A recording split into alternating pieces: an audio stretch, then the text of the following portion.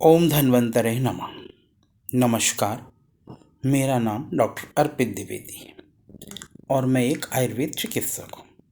आज हम जिस विषय पर बात करेंगे वो है इरेक्टाइल डिसफंक्शन, जिसे आम भाषा में ध्वजभंग, नपुंसकता और लिंग में तनाव की कमी कहा जाता है। आज की जीवन शैली हमारी इतनी भागदौड़ भरी हो गई है कि हम अपने ऊपर पूर्णतः ध्यान नहीं दे पाते हैं, परंतु आयुर्वेद में इसका पूर्णतः इलाज संभव है। अब हम आते हैं इरेक्टाइल डिसफंक्शन के कॉजेस पर। इरेक्टाइल डिसफंक्शन के कॉजेस को हम दो पार्ट में डिवाइड कर सकते हैं। एक तो हो गया हमारा फिजिकली कॉज और दूसरा हो गया हमारा साइकोसोमेटिक। फिजिकली कॉजेज में इसके कारण हैं जो कि निम्नवत हैं। फिजिकली कॉजेज में हम आते हैं तो lack of blood supply in penis, मतलब कि हमारा लिंग में खून का प्रवाह पूरी तरह से ना हो पाना, डायबिटिक पेशेंट का होना, हाइपरटेंशन होना। तीसरा चौथा कारण ये है कि प्रारंभिक अवस्था में लिंग में तनाव पूर्णतः आना, परंतु कुछ समय बाद लिंग का शिथिल पड़ जाना। हार्मोनल इम्बैलेंसिंग, टेस्टोस्टेरोन का कमी होना शरीर में, ये इसके फिजिकली कॉजेज हो गए। दूसरा हम जाते हैं साइकोसोमेटिक कॉजेज में। साइकोसोमेटिक कॉजेज में सबसे पहले आपका स्ट्रेस, तनाव, डिप्रेशन। तीसरा lack of sleep, anxiety. And सबसे मेजर कॉजेज जो है आज के समय में वो है performance issue. Newly married couple जो होते हैं उनको ये लगता है कि पता नहीं हम ये कर पाएंगे या मतलब हमसे हो पाएगा या नहीं हो पाएगा। ये सबसे ज़्यादा एक साइकोसोमेटिक प्रॉब्लम में आता है।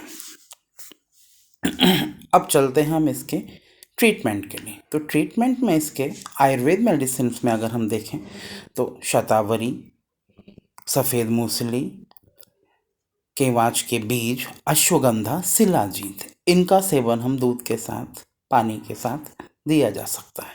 प्लस आयुर्वेदिक मेडिसिन का कुछ कॉम्बिनेशन भी बनाया जाता है जो कि इस प्रकार है: बसंत कुसुमाकर रस, त्रिवंग भस्म, मकर ध्वज रस, अभ्रक भस्म, गिलोय सत, प्रबाल पिष्टी। इनका कॉम्बिनेशन बनाकर हम पेशेंट को बिफोर मील या आफ्टर मील दे सकते हैं।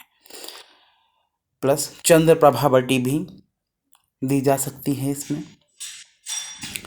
और इसके लिए हम लोकल एप्लीकेटर के तौर पर श्री गोपाल तेल और हिमोक्रोलिन क्रीम जो आती है वो भी लोकल एप्लीकेटर के लिए मसाज के तौर पर दे सकते हैं।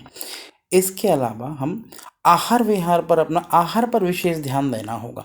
आहार पर ध्यान मतलब हमारी डाइट प्रॉपर होनी चाहिए। डाइट प्रॉपर मीन्स हमारे खाने में कफवर्धक, दूध हो, सब्जी हो, पनीर हो, फाइबर्स की क्वांटिटी हो, रोटी चावल, टाइम से भोजन होना चाहिए। और बिहार के तौर पे अगर हम जाते हैं तो बिहार में हमें टाइम से सोना, टाइम से उठना। और इसके अलावा इसमें हम कुछ आसन भी प्रयोग कर सकते हैं। आसन प्रयोग करने में जो मुख्यतः है वज्रासन, अर्धमत्स्येंद्रासन, भुजंगासन, धनुरासन, सर्वांगासन, हलासन। और जो प्रमुखता इसमें कार्य करता है वो है शीर्षासन। परंतु शीर्षासन में हमें एक ध्यान देना होगा कि उच्च रक्तचाप यानी कि हाइपरटेंशन के पेशेंट में ये शीर्षासन बिल्कुल भी नहीं करना है। तो उम्मीद करता हूँ कि आप लोगों को मेरी बात सही लगी होगी। अगर मेरी बात अच्छी लगी है तो धन्यवाद।